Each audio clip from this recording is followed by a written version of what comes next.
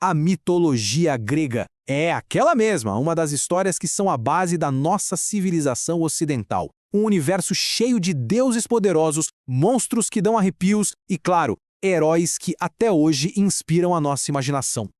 Mas, parando para pensar, como é que a gente, hoje em dia, consegue entender um sistema de crenças tão antigo e, vamos combinar, tão complexo? Como a gente entra na cabeça de quem vivia naquela época e desvenda o sentido por trás dessas histórias que, à primeira vista, parecem pura fantasia?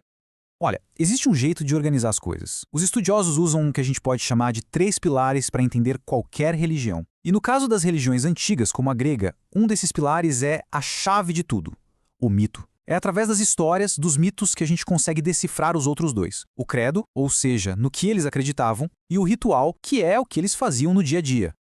A resposta, na verdade, está no próprio nome: mitologia. Não eram só historinhas para dormir, não. Eram narrativas sagradas, que davam sentido ao mundo, ao universo todo. E essas histórias passaram de boca em boca por gerações, até que finalmente foram registradas, sabe? Imortalizadas em textos por poetas como Hesíodo, lá pelo século VIII a.C. Então, vamos começar a nossa jornada, e a gente vai lá para o início de tudo. Mas quando eu digo início, é início mesmo.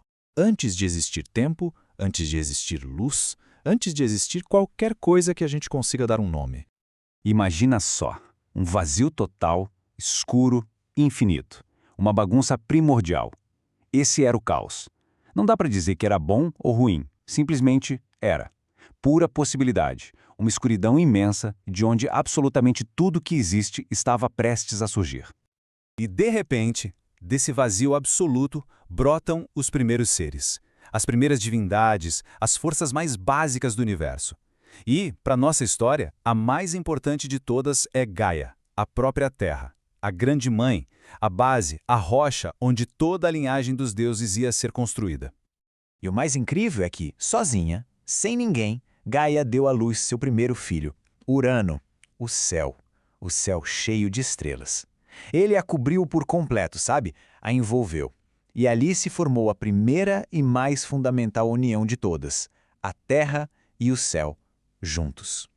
Só que essa união, que parecia perfeita, não ia durar em paz por muito tempo. Na verdade, ela se transformou num verdadeiro campo de batalha. E foi aí que começou um ciclo de tretas, de conflitos entre pais e filhos, que ia definir o destino do universo inteiro. E olha, a união da Terra com o céu foi produtiva, digamos assim. Eles tiveram filhos de 3 tipos bem diferentes. Primeiro, os 12 titãs, que eram seres imponentes, a personificação das forças da natureza. Depois, os ciclopes, aqueles gigantes de um olho só que eram artesãos fantásticos. E por último, os hecatônquiros. Imagina só, monstros com 100 braços e 50 cabeças. É, o puro terror em forma de gente, ou de monstro. Urano, o pai, o céu, olhou para esses filhos mais, digamos, diferentes e sentiu nojo, pavor. E num ato de crueldade pura, misturado com medo, ele fez uma coisa terrível.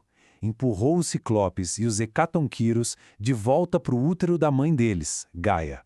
Isso causou uma dor absurda nela e, claro, plantou ali a sementinha da vingança. E é aqui que a vingança vira o motor de toda a história. Sentindo uma dor terrível, Gaia criou uma foice de aço e pediu para os seus outros filhos, os titãs, para ajudá-la, para libertá-la daquela agonia. Mas todos eles amarelaram, ficaram com medo do pai. Todos, menos um, Cronos, o caçula, mas o mais ambicioso de todos. E foi assim que o deus do céu caiu. Foi numa emboscada brutal. Cronos atacou o próprio pai, o mutilou e roubou o poder para si. Ele tomou o controle do universo. A Era dos Titãs tinha começado. Agora, com Cronos no poder, a gente entra numa nova fase. Mas, pensa bem, o reinado dele começou com uma traição. E ele vivia com medo de uma profecia que dizia que um de seus filhos faria com ele a mesma coisa que ele fez com o pai. O ciclo, minha gente, estava prestes a se repetir. O medo da profecia simplesmente enlouqueceu Cronos, e a solução que ele encontrou para se manter no poder foi assim, pavorosa. Toda vez que a esposa dele, Rhea, tinha um filho, ele simplesmente pegava o bebê e engolia. Inteirinho, um por um. Foi assim com Hestia, Deméter, Hera, Hades, Poseidon, todos devorados pelo próprio pai. Reia, a mãe, estava completamente arrasada. Mas quando o sexto filho nasceu, ela decidiu que já era o suficiente. Ela bolou um plano, enganou Cronos, enrolou uma pedra em uns panos e deu para ele. Enquanto o tirano engolia a pedra achando que era o filho, o bebê de verdade, Zeus, foi levado para bem longe, para ser criado em segredo. O tempo passou. Zeus cresceu, se tornou um deus forte e poderoso, e aí ele voltou para se vingar.